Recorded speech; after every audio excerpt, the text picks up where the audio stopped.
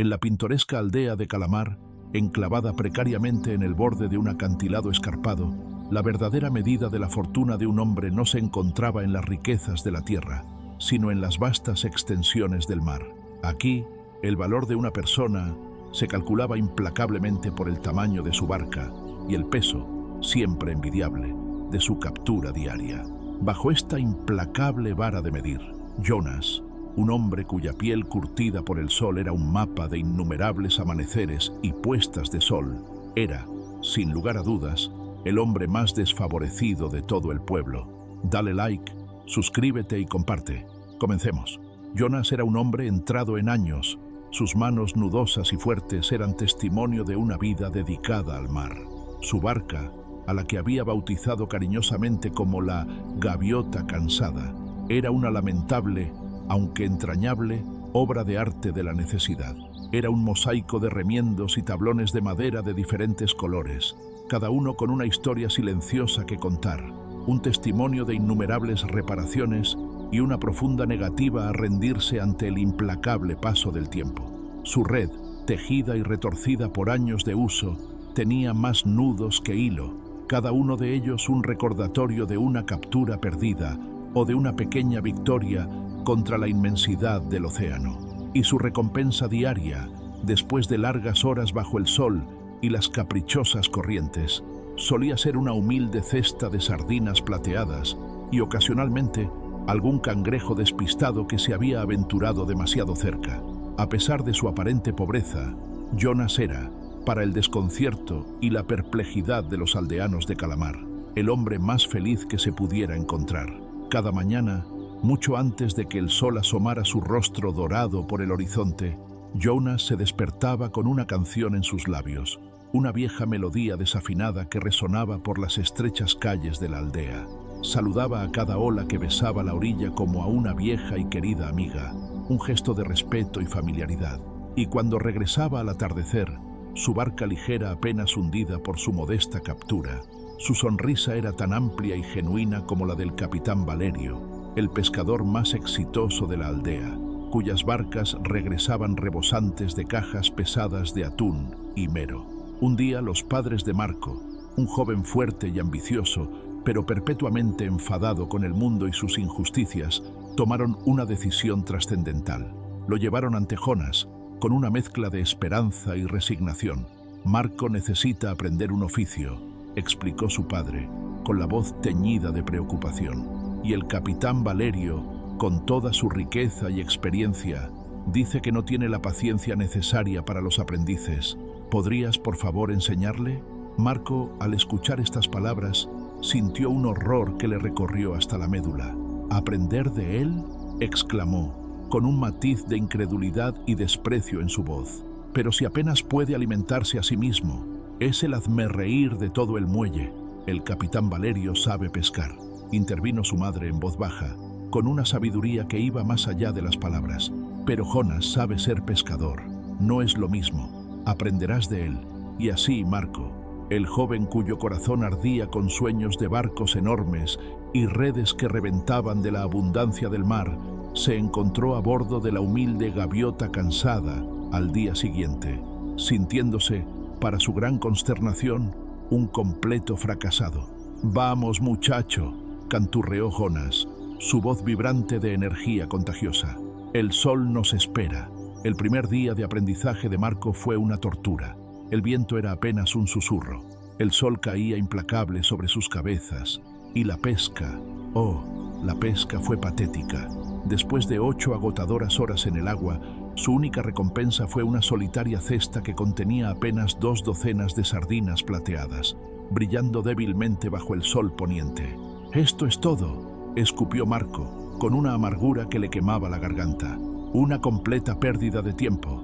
Valerio ya debe haber pescado 3 atunes, 2 docenas de sardinas», dijo Jonas, admirándolas con una genuina reverencia.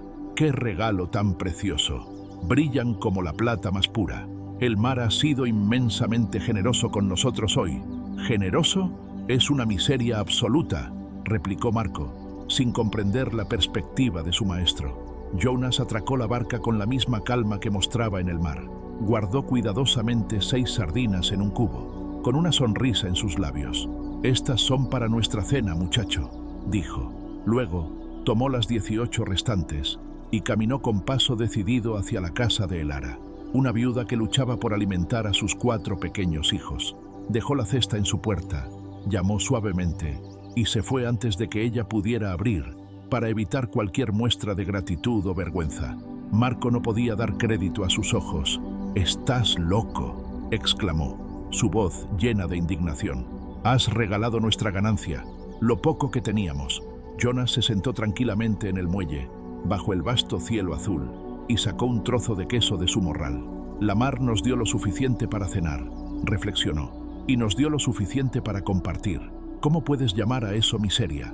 Ha sido, sin duda, un día excelente». Al día siguiente, la situación empeoró aún más.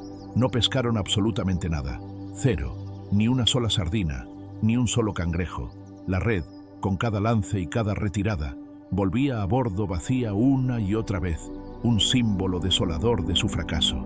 Marco estaba lívido de rabia y frustración. «El peor día de mi vida», gritó, con el puño apretado. «8 horas para nada. No hemos ganado ni una sola moneda». Jonas se rió, una risa profunda y resonante que sonaba como el suave rodar de las piedras en la orilla. «¿Nada? Estás ciego, muchacho», le dijo, con una expresión de amable reproche. «¿Ciego? La red está vacía», respondió Marco señalando la malla inútil. «Pero mis brazos están fuertes por haber remado incansablemente», dijo Jonas, flexionando sus músculos fibrosos, una prueba de su fortaleza inquebrantable. «Y mis pulmones están llenos del aire salado más puro y limpio del mundo. Y tú y yo hemos tenido el privilegio de ver a esa familia de delfines jugar y saltar durante 1 hora completa». Miró al horizonte distante, donde el sol comenzaba a hundirse lentamente en el mar, pintando el cielo con tonos espectaculares de naranja, púrpura y carmesí. «Y ahora, la naturaleza nos está regalando esta obra maestra. ¿Y dices que volvemos sin nada?». Jonas sacó de su morral una hogaza de pan casero y un poco más de queso. Partió la mitad y se la ofreció a Marco, con un gesto de generosidad que desafiaba su situación. «Come. Hemos trabajado duro y nos hemos ganado este merecido descanso». Marco comía el pan, pero en su boca el sabor era amargo, como ceniza. Simplemente no podía comprender a este anciano, a este tonto, que veía una riqueza incalculable en una red completamente vacía, que encontraba motivos para la gratitud en la ausencia. Marco estaba perpetuamente obsesionado con lo que no tenían, con las carencias y las pérdidas. Jonas, por el contrario, estaba profundamente agradecido por lo que sí tenían, por las bendiciones simples y cotidianas que la vida les ofrecía. Dale like, suscríbete y comparte. Pasó un mes, cada día una nueva lección. Cada amanecer un nuevo desafío para la percepción de Marco. Aprendió, a regañadientes al principio, a remendar la red con la misma destreza que Jonas, a leer el viento y las corrientes con una agudeza creciente. Pero, a pesar de sus nuevas habilidades, la frustración seguía siendo su compañera constante. Cada día era una lucha interna contra la inusual filosofía de Jonas. «Mira, Jonas», exclamaba Marco con envidia, «Valerio tiene una red nueva». «Sí, pero la nuestra está remendada con nuestro propio hilo», respondía Jonas con serenidad. «Conocemos cada nudo, cada historia que cuenta». «Valerio va a comprar un motor para su barca», continuaba Marco, con los ojos llenos de anhelo. «Sí, pero él oirá el ruido monótono del motor. Y nosotros, muchacho, nosotros oiremos el melodioso canto de las gaviotas». Entonces, una noche oscura y amenazante, la temida tormenta, conocida por los aldeanos como el viento del diablo, llegó con una furia inaudita.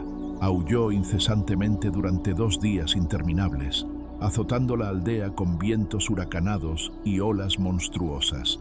Nadie se atrevía a salir, la aldea entera paralizada por el terror.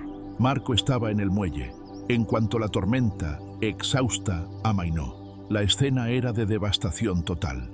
Las olas, con su fuerza implacable, habían destrozado la mitad del muelle, reduciéndolo a astillas. Y allí, estrellada violentamente contra las rocas afiladas, yacía la orgullosa barca del capitán Valerio, reducida a un montón de escombros.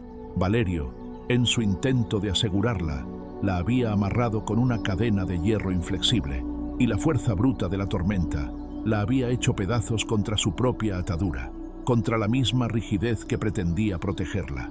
Valerio lo había perdido todo. Con el corazón palpitante de aprensión, Marco corrió hacia la ensenada donde Jonas guardaba la gaviota cansada, esperando, con una sensación de fatalidad, encontrar solo astillas flotando en el agua. Pero, para su asombro y alivio, la barca estaba allí, flotando tranquilamente en el agua, como si la tormenta nunca hubiera existido. Jonas no la había atado con una cadena rígida e implacable, sino con 3 cuerdas de cáñamo largas y elásticas.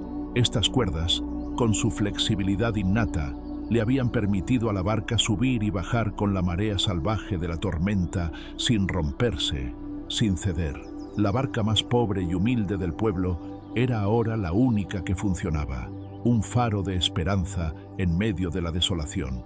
«Rápido, Marco», dijo Jonas, con una calma que asombró al joven. «Valerio sigue en esas rocas y necesita nuestra ayuda».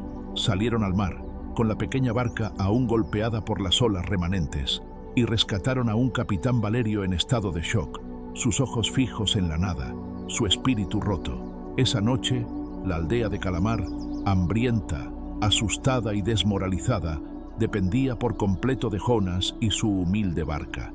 Al amanecer del día siguiente, un Marco callado y reflexivo y Jonas salieron en la gaviota cansada. El mundo de Marco se había puesto patas arriba, sus antiguas certezas hechas añicos. «Jonas», dijo Marco, mientras lanzaban la red al mar, con un nuevo respeto en su voz. «Valerio lo perdió todo. Es un día terrible para él». «Sí», dijo Jonas, asintiendo lentamente. «Perdió su barca, pero no perdió la vida, muchacho. Esta mañana, su esposa le llevó sopa caliente. Tiene un techo sobre su cabeza, tiene sus manos, fuertes y capaces de reconstruir. Y tiene amigos que lo rescataron de la furia del mar.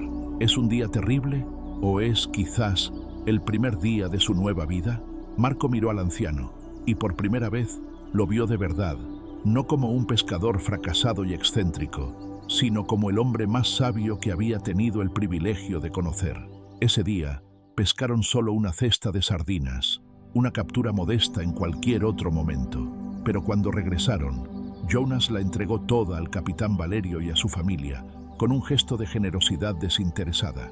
«No, Jonas», dijo Valerio, con la voz teñida de vergüenza y gratitud.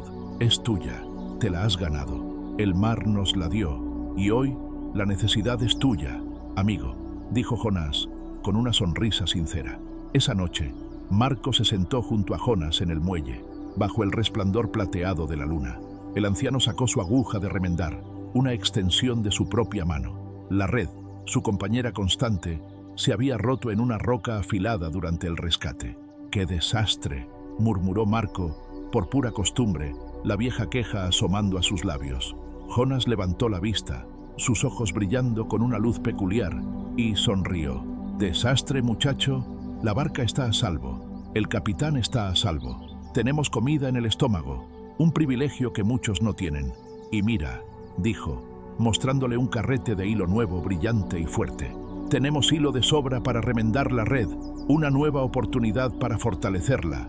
Marco miró el hilo, luego al anciano, su rostro surcado por la sabiduría y la serenidad. Y finalmente, después de todo ese tiempo, de todas las lecciones y las luchas, lo entendió. La gratitud no era una simple oración de gracias por una red desbordante de peces, por la abundancia material.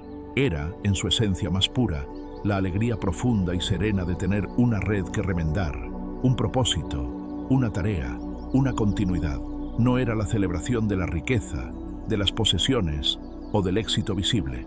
Era, por el contrario, la celebración de la vida misma, en toda su gloriosa, imperfecta y a menudo desafiante sencillez. Marco cogió su propia aguja de remendar, sus manos ahora más seguras y resueltas.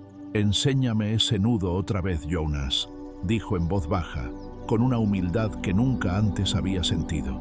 «Quiero hacerlo bien, quiero aprender de verdad».